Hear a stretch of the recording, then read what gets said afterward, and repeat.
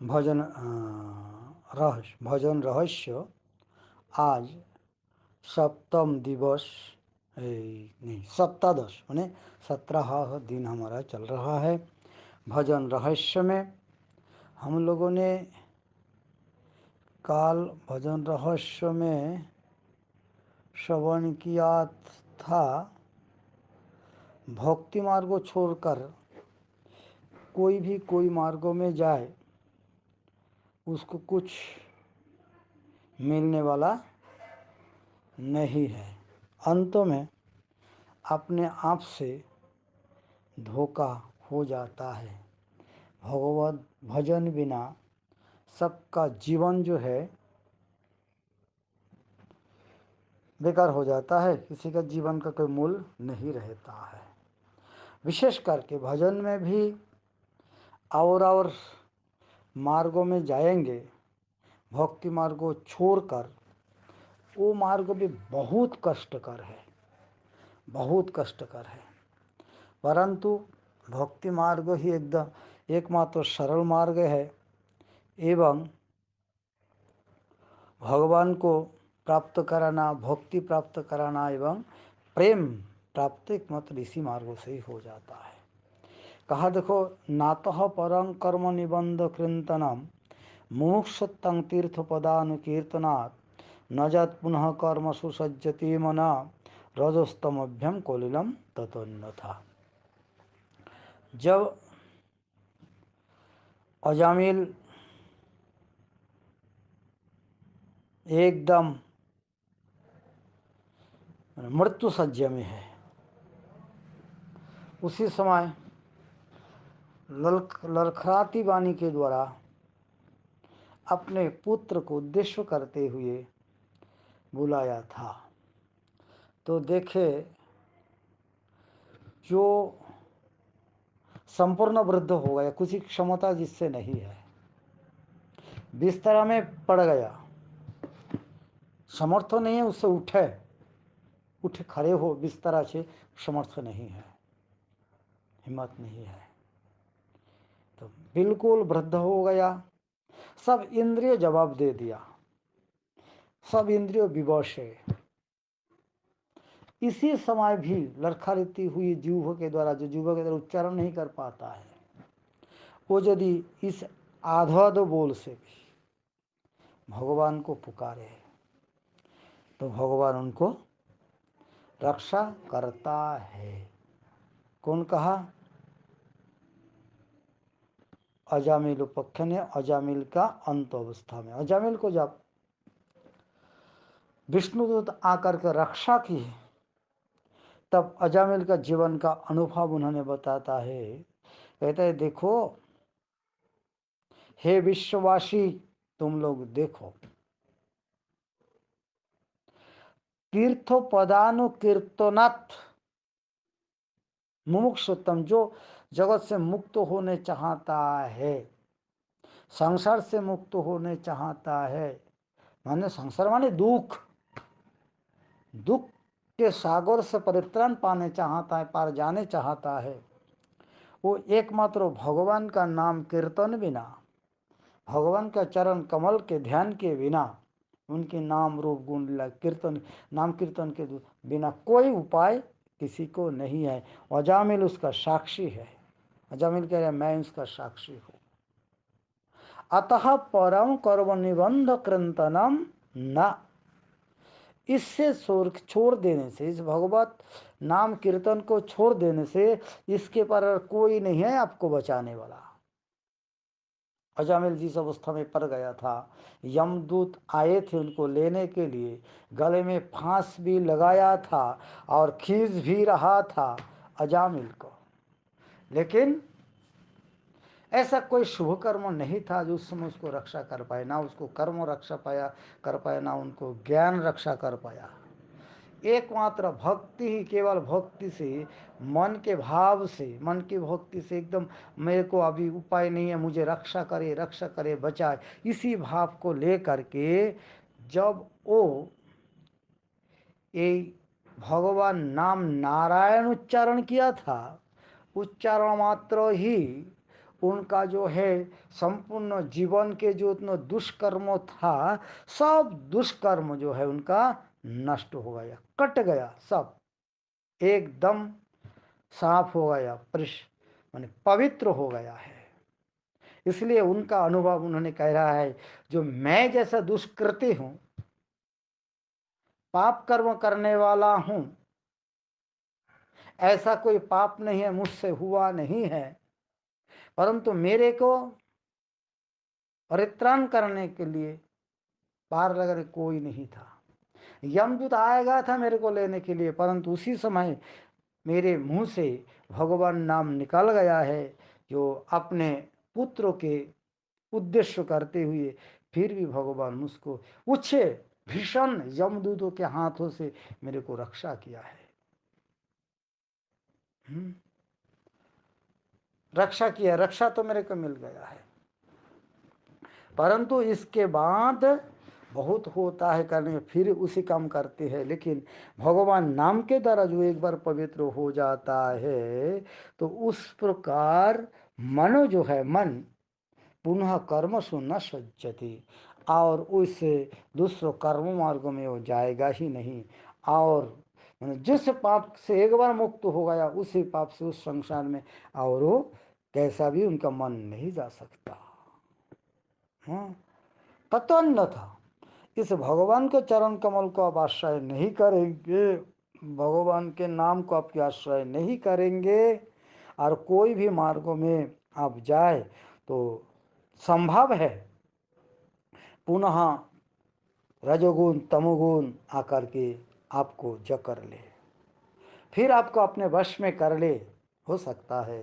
परंतु श्री भगवान नाम यदि आप उच्चारण करते हो, तो फिर भगवान नाम भक्ति के द्वारा उच्चारण हो, भगवान नाम को आप आश्रय करें भक्ति के साथ, तो और आपका मन उधर जाएगा ही नहीं, और रजोगुण तमोगुण आपको अभिभूत नहीं कर पाएंगे।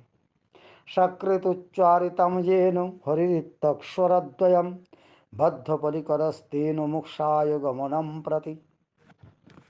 देखिए, कर्मी योगी ज्ञानी लोग मोक्ष ही जानता है, मोक्ष के ऊपर कुछ सोच नहीं सकता है।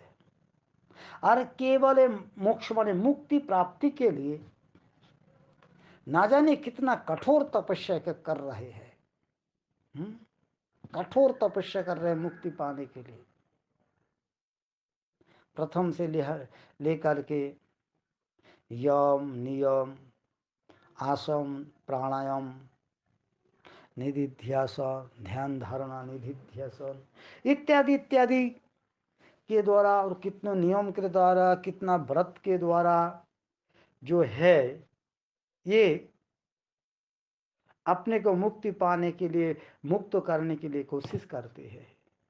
कितना तपस्या, युग युग तपस्या करते हैं, जन्म जन्म तपस्या करते हैं, फिर भी किसी को मुक्ति मिलती है तो किसी को नहीं मिलती है। आप जानते हैं, ये जो भगवान नाम है, भगवान का चरण कमल इस प्रकार है यो कि आप उस नाम को एक बार आप निरपराध से उच्चारण करें, उस भगवान नाम का निरपराध से उच्चारण करें, आपका निरपराध रूप से वो नाम उच्चारित हो, भक्ति के साथ एक बार भी आपके वो नाम उच्चारण हो, ये ना हरि नामक्षरद्वयम सकृत उच्चारितम, हरि नाम करते ही वो मुक्ति है ना, उनको करतलगत हो जाती है। मुक्ति उनके लिए कुछ नहीं है, मुक्ति उनकी करतलगत है, हाथ के मुट्ठी के भीतर है। बद्ध परिकरस्तेन मोक्षाय गमनम प्रति, मुक्ति को उसके कोई वो ही नहीं लगता, तो स्वाभाविक है मुक्ति हो जाएगी उनकी, कोई उनको रोक नहीं पाए। वैसा ही यदि वो मुक्ति चाहता है तो ये मुक्ति उसके लिए कुछ नहीं है, आनुषंगिक रूप से ही वो मुक्ति उनको मिल जाएगी। मुक्ति के लिए कोई भी भगवान से प्रार्थना भी नहीं करने पड़ेगा, क्योंकि ये आनुषंगिक फल है। भक्ति के ऐसा मार्गों में जाने में ही वो मुक्ति मिल जाती है। और आप चाहे जो हमें मुक्ति मिले तो भाई रास्ता में उतर जाओ। हाँ, आप यहाँ से दिल्ली जा रहे हो, मथुरा से चढ़े गाड़ी में, दिल्ली जा रहे हो, गाड़ी में अब चढ़ गए हैं, लेकिन बीच में अब पलवल को देखा तो लगा अरे भाई पलवल तो बहुत अच्छा स्थल, भाई पलवल ही हम उतार जाए। तो कौन माना करे भाई, उतार जाओ पलवल में। हाँ, अर्थात ये जो है पलवल के लिए आपका टिकट नहीं करने पड़ा, पलवल के लिए अलग से आपको मन नहीं बनाने पड़ा, पलवल के लिए आपको अलग से टिकट नहीं बनाने पड़ा, वो स्वतः ही अपने सामने आ गया, चाहो भाई उतार जाओ।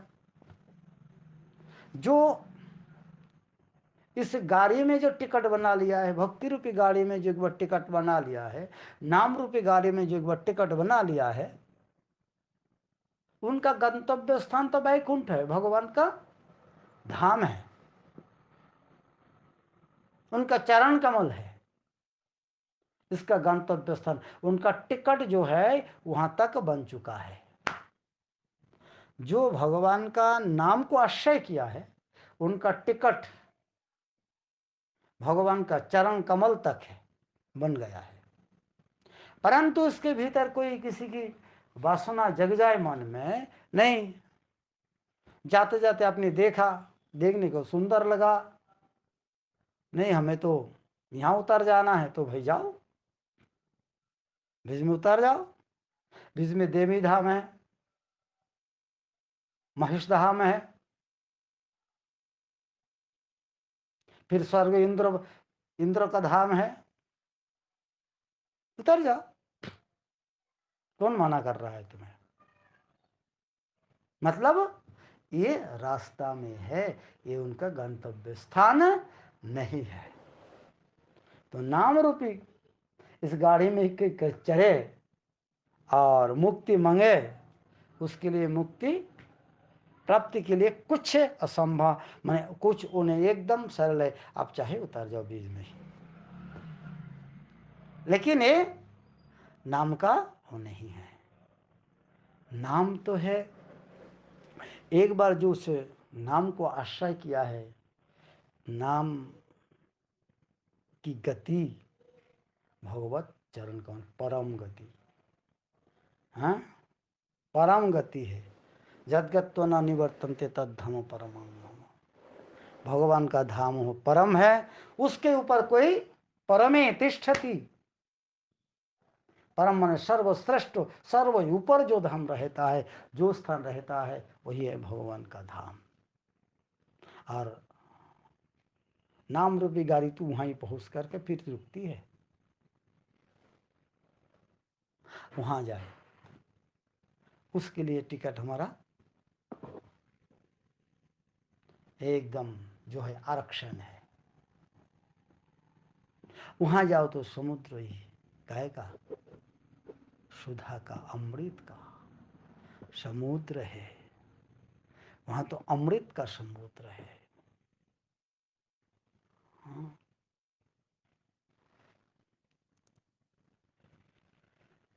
वहां जो है ना, कोई कौरवा नाम का कोई चीज नहीं है, खट्टा नाम का कोई चीज नहीं है, केवल मिठाई ही मिठाई है। ये समुद्र का पानी खारा है, वहां का खारा, वह तो अमृत का समुद्र है। मधुर मधुर में तत् मंगलम मंगलानम सकल निगम बल्ले शतफलम चित स्वरूपम सकृद विपरिगीतम श्रद्धया हेलयावा भृगुवर नरमात्रम तारयेत कृष्ण नाम। ये जो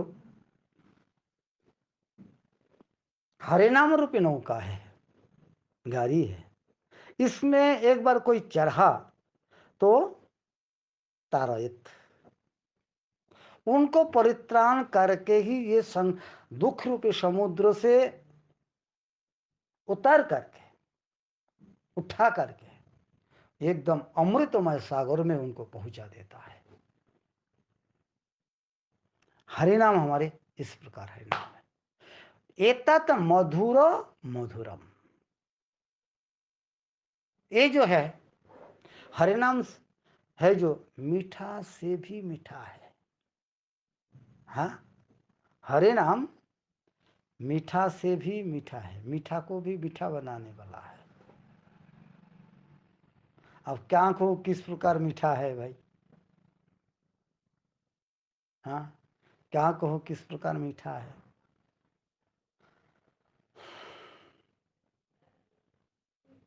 आपके जीवन को अमृतमय कर देता है, जीवन को अमृतमय कर देता है। ये जागतिक मिठाई नहीं है। ये मिठाई तो अभी आप खाओगे थोड़ी देर रहेगा, नहीं और मिठास कब तक लगेगा आपका? जब तक आपके जीवा में है तब तक मिठास है। गले के नीचे चले जाए और मिठास का कोई अनुभव ही नहीं है ना, कोई अनुभव नहीं है। फिर तो नीचे से दुर्गंध निकलेगा। परंतु ये भगवान नाम है, ये इस प्रकार है, ये आप ग्रहण करते ही, मिठास तो है, ये ग्रहण करते ही आपके जिंदगी जो जीवन जो है, संपूर्ण जीवन को ही अमृतमय बना देगा, मीठा से भर देगा संपूर्ण जीवन। अर्थात इस जीवन में, भक्त जीवन में यदि कोई एक बार भगवान का चरण कमल में पहुंच सकता है, उनका दुख नाम का कोई चीज उनके जीवन में आता ही नहीं है। वहां तो सुख ही सुख है, आनंद ही आनंद है। आनंदम बुद्धिवर्धनम प्रतिपदम पूर्णामृता स्वादनम। प्रति क्षण में, प्रति अवस्था में आपका आनंद ही अनुभव होता है वहां पे जाएंगे तो। इसलिए बोला मधुर मधुरम, एतत् मधुर से भी ये मधुर है, मतलब मीठा से भी मीठा को मीठा बनाने वाला है। मीठा से क्या होता है? मीठा खाने से मुंह में मीठा लगता है तो आनंद आता है ना, वही तो फल है। तो ये आनंद जो है भगवान के रूप देखो तो रूप सागर में डूब जाओगे, आनंद ही आनंद है, वहां से उठ नहीं पाओगे। उनका गुण सुनोगे तो सुनते ही रह जाओगे, आपका कान एकदम भर जाएगा आनंद से, हृदय आपका आनंद से प्रफुल्ल हो जाएगा। है उनके नाम सुनोगे तो ऐसा लगेगा हमारे कान में कोई सुधा अमृत दे रहा है, ढल रहा है, ऐसे ही आपको लगेगा।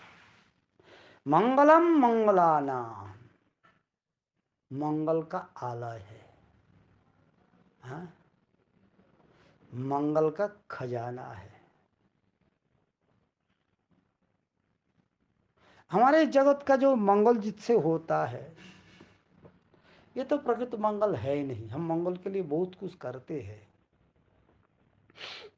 मंगल, आप लोग देखो ना, जगह जगह मांगलिक कार्यक्रम होता है, मांगलिक कार्यक्रम होता है, बहुत जगह पे ऐसा लिखा मिलता है मांगलिक कार्यक्रम हो रहा है, बहुत सुंदर मांगलिक कार्यक्रम है। अच्छा, उस कार्यक्रम के द्वारा किस किस का जीवन का मंगल हुआ?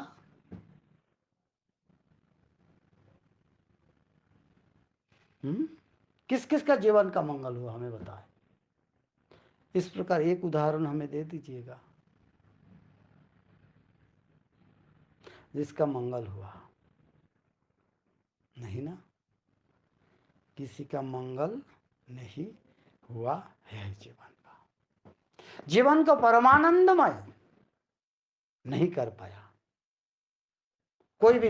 जागतिक कार्यक्रम मंगल अनुष्ठान तो लिख देते हैं सब, लेकिन कोई भी ऐसा कार्यक्रम में जीवन को मंगलमय नहीं बना पाया।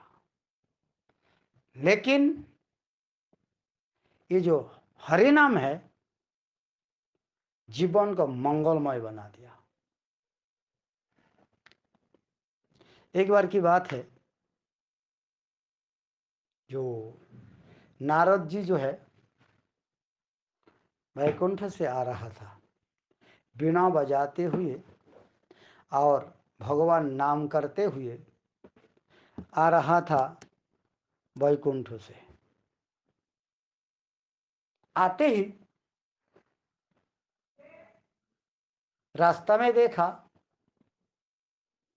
एक सुअर सटपटा रहा है, बाण लगा हुआ है उसके शरीर में, मरणापन्न है, सटपटा रहा है। ये महात्मा है ना, मन में दुख आया, अरे बेचारा इतना कष्ट पा रहा है, कौन निष्ठुर इनके प्रति इस प्रकार बाण मारा। मृत्यु यंत्र सटपटा रहा है। कुछ दूर आंखें देखे जो एक हिरण भी ऐसा सटपटा रहा है, और कुछ दूर गए तो शेर सटपटा रहा है, कहाँ तो खरगोश सटपटा रहा है। ऐसा चारों एक के बाद एक देखता ही चला, देखता ही चला। कुछ दूर आया तो देखा जो कि एक व्याध वो धनुष में बाण लगा करके एकदम निशान लगाते हुए खड़ा है। सामने कुछ हिरण जो है घास चर रहा था, और ये दूर से उसको देखते हुए निशान बना रहा था हरिण के प्रति। इसी समय पीछे से नारद जी आए, बोला नारायण नारायण, उनका तो यही काम है। और उनकी देवदत्त मीमांग वीणाम सर्वब्रह्म विभूषितम, उनकी जो वीणा है ये तो कोई सामान्य नहीं है, भगवान स्वयं उनको इस वीणा दिए है, क्योंकि भगवान का वो अपना नाम सुनने को बहुत अच्छा लगता है, इसलिए उनके वीणा दे दिया, संतुष्ट हो करके जी सर्वदा वीणा से ही गान करे, वीणा से ही गान करे, उनको दिया था। तो ही वीणा बजाते ही उन्होंने गान शुरू कर दिया। जब गान गए तो ध्वनि सुनते ही हिरण जो है भग गया। भाग जाते ही ओ वेद जो है वो देखा, रहे कौन है, हाँ, और जगह नहीं मिला, यहाँ आकर के उनको गीत करने का समय मिला, यहाँ पे ही हमारे सब शिकार भग गया है। गुस्सा गया, लाल लाल आंख हो गया उसका, ऐसा लग रहा था नारद जी को मार ही देगा। नारद जी महान पुरुषों से लिए उसको कुछ कर नहीं पाया, हम होते तो मार ही देता वहां पे, इतना गुस्सा आ गया था वो। अरे बाबा महात्मा, हाँ, तुमको और जगह नहीं मिला चलने का, इस रास्ते में तुम्हें आने पड़ा क्या? आया तो आया, यहाँ करके ही तुम्हें वो गान करने पड़ा। लेकिन क्यों बाबा, क्या हुआ, क्या हुआ, और क्या होने का है? देखते नहीं है ना, हरिण हिरण था, मैंने इनको निशान लगा रहा था और तुमने हमारा सब पंड कर दिया, सब नष्ट कर दिया हमारा, हिरण सब भग गया। ओहो अच्छा, इसलिए आपको गुस्सा हो रहा है, हिरण भग गया ना। अच्छा, मैं तुमसे कुछ पूछने के लिए आया था। बोले बोलो क्या पूछना है, क्या चाहिए? चमड़े चाहिए, ले जाओ दो चार। बोले नहीं, हम वो लेने के लिए नहीं आया तुम्हारे पास, कुछ जानने के लिए आया हूं। अच्छा अच्छा बोलो, क्या जानना है तुम्हें? मेरे को जानना है, मैं इस रास्ता से आया तो देखा कहाँ सूर सुअर सटपटा रहा है बाण से विद्ध हो करके, कहा तो हिरण सटपटा रहा है, तो कहाँ शेर सटपटा रहा है, तो कहा खरगोश सटपटा रहा है। मृत्यु यंत्रणा से बाण विध गए उनके शरीर में, वो आपका ही काम होगा। बोले हाँ हाँ वो मैं ही किया है। तो आप एक साथ में क्यों नहीं मारते हो इनको? रे बाबा, एक साथ में मारने से वो आनंद नहीं आता, ये मेरे पिता से मैंने सीखा। हमारे पिताजी इस प्रकार ही मारते थे, इसको मारे एक साथ में मर जाए तो फिर आनंद क्या है। हाँ, वो मरते समय छटपटाए, चिल्लाए, वो देखने में बड़ा मजा आता है, ये मेरा आनंद आता है, इसलिए मैंने ऐसा मारता हूं। नारद जी बोला अच्छा, इसलिए तुम ऐसे मारते। बोला हाँ, ये मेरा पिता की शिक्षा है। बोले बहुत सुंदर, लेकिन तुम जानते हो क्या, एक साथ में मारने से उतना पाप नहीं लगता, और इस प्रकार आधा धीरे धीरे मारने से अधिक पाप लगता है। बोले पाप क्या है,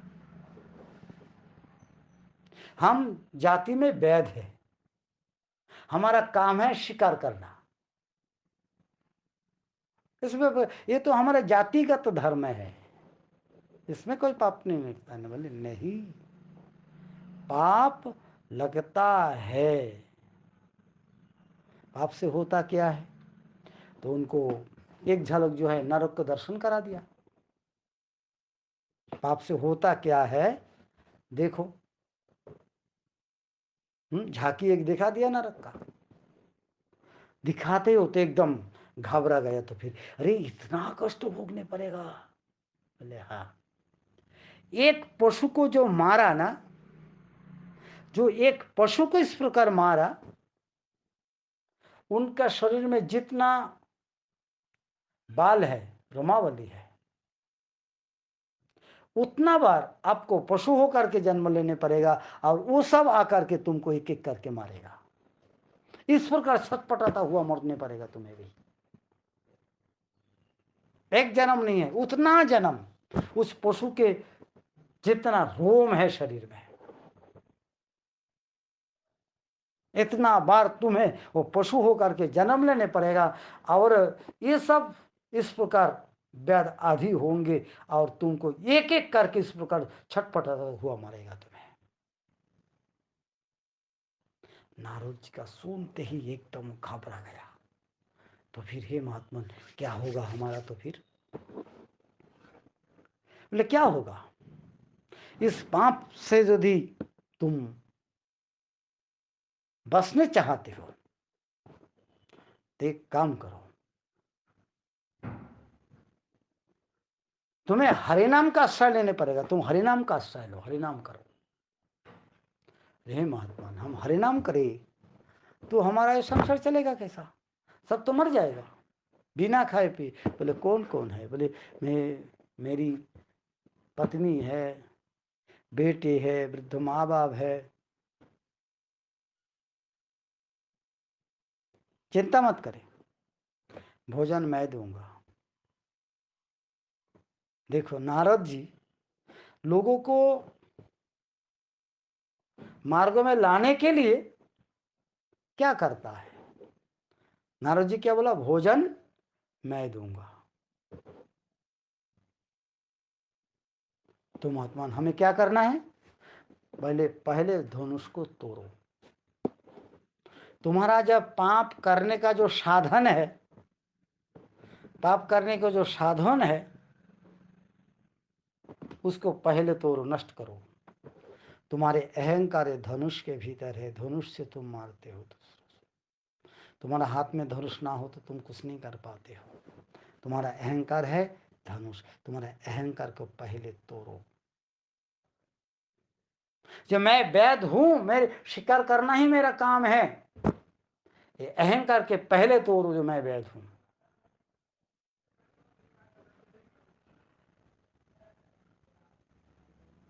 गुरु जी का आदेश है, साथ ही साथ धनुष को तोड़ दिया। बोले जाओ झरना में, नदी में स्नान करे आओ, एक वस्त्र पहन के आना।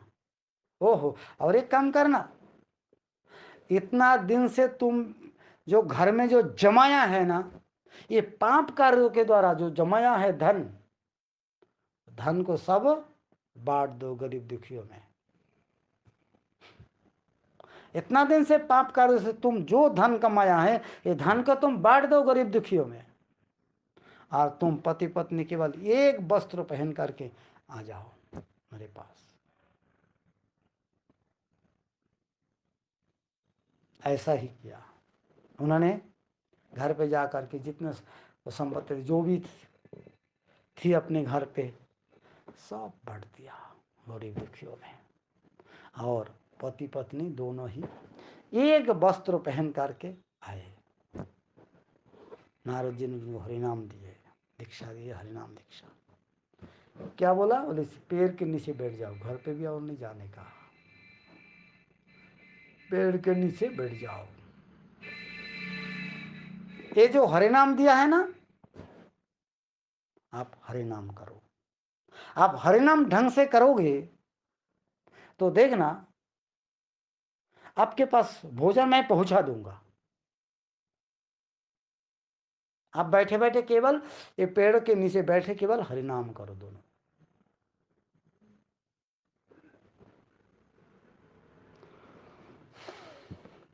आप महात्मा है ना नारद जी, महात्मा के मुंह से उनको हरिनाम सुनने को मिला। सिद्ध मंत्र है। हरिनाम जपने लगा, और जब जपने लगा तब लोग कहते अरे भाई देखो, इतना बड़ा दस्यु था, वैद, बिना प्राणी मारे रहता नहीं था, आज वो सब देखो अचानक कैसा परिवर्तन हो गया है। हाँ, एक वस्त्र में केवल धोती पहनते हुए पेड़ के नीचे रहता है, ना भोजन की चिंता करते हैं, हाँ, ना रहने की चिंता है, ना कपड़ा लाता है, कोई चिंता नहीं, बैठे केवल हरिनाम कर रहा है। देखो देखो, अरे भोजन के लिए कोई प्राइस भी नहीं, किसी को मांगने में नहीं जाता है, चल भाई, हाँ, हो सकता है भूखा होगा, चल हम दे के आते हैं थोड़ा बहुत भोजन। तो ऐसा मन में होता है तो कोई ना कोई कुछ ना कुछ दे ही जाता है। अरे एक नहीं, प्राय लोगों के मन में ऐसा हुआ तो इतना देता है, इतना देर दुखा ही नहीं पाते हैं। एक दिन नारद जी जो है अपने मित्र जो है पर्वत ऋषि से कहे, हे ऋषिवर, चलिए हमारा एक शिष्य था वहां देखे आते हैं। तो उनके साथ आए, दूर से देखा गुरुजी आ रहे हैं, देखते ही एकदम से भागा गुरुजी के पास, लेकिन कुछ दूर जाते ही रुक गया, अचानक एकदम रुक गया। फिर क्या किया, जो कंधे में एक गमछा था उसको उतारा और धीरे धीरे झाड़ू लगा रहा था, पथ को साफ कर रहा था, धीरे धीरे आगे जा रहा था गुरुजी के पास। गुरुजी खड़ा होकर के देख रहे हैं, तो आए और गुरुजी के प्रणाम किए, साष्टांग प्रणाम किए चरण में, चरण की धूली सिर पे लगाए, खड़ा हो गए हाथ जोड़ करके कि गुरुजी अब तो कुशल होना। गुरुजी कह रहे पहले तुम प्रश्न का उत्तर दो मुझे, फिर तो कुशल सब बताएंगे हम। क्या ले, आप इतना जोर से आ रहा था, तेजी से आ रहा था, अचानक खड़े हो गए, और कंधे का जो गमछा से वो रास्ता को झाड़ू लगाते लगाते धीरे धीरे आए हो, इसका क्या कारण है? ले गुरुजी क्या कहूं,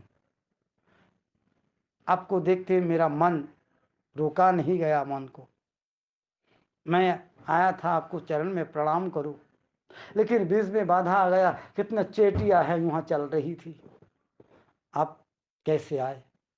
चेटी के भीतर से वैसे चले आऊं तो ना जाने हमारे पैर के नीचे कुचलते, कितना ये प्राणी हत्या हो जाएगी हमसे। हाँ,